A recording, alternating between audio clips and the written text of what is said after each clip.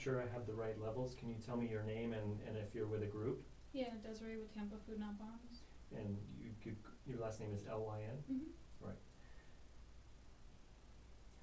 So you're about to break your hunger strike.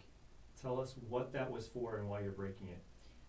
The hunger strike was in response to the city of Fort Lauderdale's passing a series of ordinances. They've been termed homeless hate laws that were making houseless activities impossible, making life more difficult, and amongst other things, we were protesting the food sharing ban, which prohibited outdoor food sharing. So this was our response to that and our protest to that, and today there was a court hearing and a 30-day injunction was passed on the enforcement of that ordinance. So the 7 hunger strikers currently are about to break their hunger strike.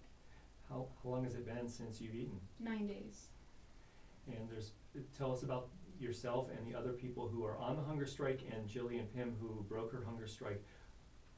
Give our listeners an idea about how long that they've been on. Jillian Pym is with South Florida Food Not Bombs. She was on hunger strike for 24 days. A sharp decline in her health caused her to step back from the strike, and 7 people took the strike from her. And it's been difficult. I've lost 7 pounds in 9 days.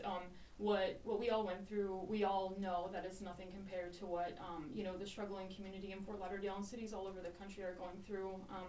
We're happy that we can break the hunger strike. We're happy that people won't be criminalized for sharing food, but by no means is this over, and by no means does it lessen at all the suffering of the people in Fort Lauderdale. So I'm happy that the judge did the right thing, but I hope that the city of Fort Lauderdale actually takes steps now to address in some meaningful way the suffering of the people that need them the most in their community.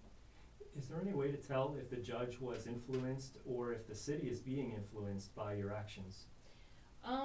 I don't think there's a way to tell, because I don't think that they're letting it be known that they're being affected by the resistance that's being waged against them. I don't see that there's any way they couldn't be. They've disgraced themselves globally. All eyes are on Fort Lauderdale. People are shocked that they're citing and a 91-year-old veteran could face prison over sharing food like he's done for over 2 decades.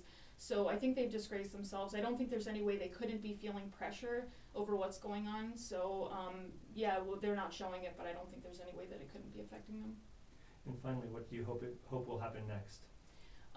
Like I said before, what I hope happens now, unlike the people that are on the streets in Fort Lauderdale, I can eat now. I don't have anything stopping me from being able to get a meal. The people that are struggling down there are in the same position that they have been all this time. We're just asking that the city take steps, instead of criminalizing people that are providing social services, instead of making life impossible and compounding problems for the struggling communities there. We're asking them to take action, something real to fix the problems, to address the root problems of mental health, veterans with PTSD, the physically disabled, children, families, joblessness, that are causing homelessness in their community. Thanks so much for speaking with me today. Thanks, Sean.